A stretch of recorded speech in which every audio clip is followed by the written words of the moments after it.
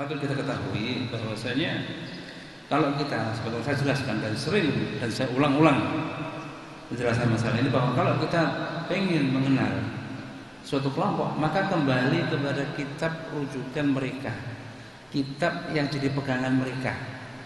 Kita tidak boleh, sebagai saya katakan tadi, meliti suatu kelompok atau suatu golongan seperti kalau kita masuk ke supermarket tampak semuanya. Tentu mereka tidak mungkin menampakkan semuanya. Ada yang ditampakkan, ada yang disembunyikan. Maka untuk mengetahui semua yang ada, ya kembali kepada kitab-kitab mereka. Kitab-kitab dan seperti kalau Ahlussunnah pengen mengetahui tentang akidah Ahlussunnah, kembali kepada Al-Quran, kembali kepada kitab-kitab hadis yang ada, dan kembali kepada kitab karangan para ulama Ahlussunnah wal Jamaah. Kembali kepada Sahih Bukhari, kembali kepada Sahih Muslim, kembali kepada kitab-kitab yang disusun oleh para imam Ahlussunnah wal Jamaah. Maka kita mengetahui dengan cara seperti itu. Kalau kemudian antara tokoh-tokoh itu, profesor, doktor dan yang lainnya tadi, apakah mereka mengetahui tentang hak asasi itu dari buku-buku mereka, atau hanya sekedar saya mendengar sampai kepada saya dan seterusnya?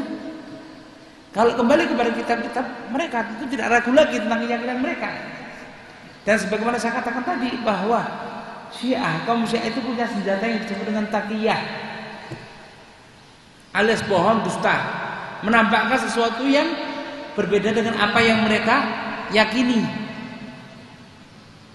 Jadi kalau kembali ke Syiah di sana ditampakkan bagaimana Syiah itu tidak ada bedanya dengan sunnah yang dohirnya seperti itu. Jadi selama ini yang mereka dengar subhat-subhat tentang Syiah semuanya terbantahkan ketika mereka pergi ke Iran. Kita katakan itu hanya sekedar taqiyah.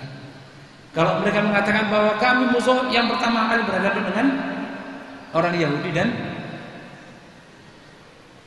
Nasara, kita katakan, wahai Iran, kalian kan punya senjata nuklir, peluru kendali nuklir yang jaraknya itu ada yang 800 km, ada yang 600 km. Jarak antara Iran ke Israel itu berapa kilo tuh? Selama ini pernahkah kita mendengar bahwasanya Iran menembak atau melemparkan roketnya, peluru kendalinya ke Israel ketika terjadi peperangan antara orang Israel dengan saudara kita di Palestina?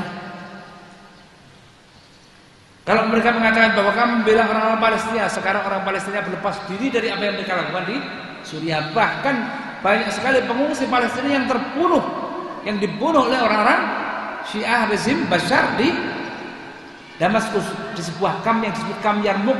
Ada sekitar 1.400 orang lebih Palestina pengungsi di sana yang terbunuh. Nah, dan juga sebagaimana yang saya lihat dan saya dengar ketika saya pergi ke Gaza, Palestina, dan saya bertemu dengan tokoh-tokoh mereka, saya bertanya kepada mereka, benarkah selama ini yang kita dengar bahwasanya orang-orang Iran membantu kaum muslimin di Gaza? Mereka mengatakan semuanya dusta. Kita dengar di luar bahwasanya negara Iran membantu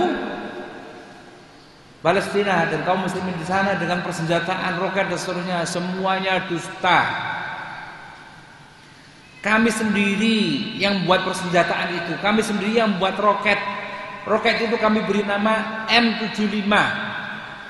M itu singkat dari nama salah seorang komandan yang meninggal mati syahid insyaallah. 75 itu jarak tembaknya 75 kilo. Tidak ada satupun peluru yang datang ke Gaza. Kami bertempur, kami berperang, berjihad melawan Israel dengan segala kekuatan yang kami miliki, dengan senjata kami dan roket yang kami buat sendiri.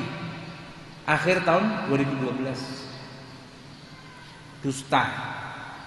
Sampai mereka mengatakan kalau ada orang Syiah di Gaza ini dan menampakkan ke-Syiahnya, kami usir dari Gaza. Gaza tidak ada tempat bagi orang Syiah di sini. Karena kami tahu kalau ada orang Syiah mesti konflik akan terjadi. Gesekan pasti akan terjadi. Tidak ada tempat orang Syiah di sini. Ini pernyataan kami. Ini yang saya dengar dari tokoh-tokoh pejuang Palestina, pemerintah Palestina di Gaza. Dengan telinga dan mata saya mendengar seperti itu. Kalau mereka mengatakan Hizbullah melawan Israel dan seterusnya, dusta alias bohong. Sekarang peluru kendali yang ditembakkan oleh orang-orang Hizbullah ke kaum muslimin di Suriah jauh 50 kali bahkan 100 kali lipat dibandingkan dengan apa yang mereka telah tembakkan ke Israel. Sementara di Israel mereka menembaknya di mana? Jatuh di padang pasir yang tidak ada penduduknya, jatuh tempat-tempat kosong. Sementara di Suriah dalam waktu mungkin kurang dari 1 bulan mereka telah menghabisi, membasmi, membunuh saudara kita di Al-Qusair sekitar 5.000 sampai 6.000 orang. Sehingga akhirnya memaksa mujahidin kembali ke belakang. Karena apa? Yang jadi sasaran orang sipil. Yang jadi sasaran orang sipil. Sehingga mereka menembakkan peluru kendalinya, roketnya, kemana saja. Yang jelas sasarannya bukan mujahidin, tapi sasarannya apa? Karena mujahidin jumlahnya sedikit. Yang paling banyak adalah rakyat. Rakyat satu kota berapa ribu orang. Ya, ini hakikatnya, realita yang kita lihat, bukan omongan. Kalau omongan mereka biasa berdusta, biasa bertakiya. Seperti kalau kemudian di antara saudara kita yang pergi ke Iran pasti akan mendapatkan seperti semuanya baik, semuanya tambah indah dan seterusnya negara Islam. Tetapi hakikatnya semuanya adalah takiyah.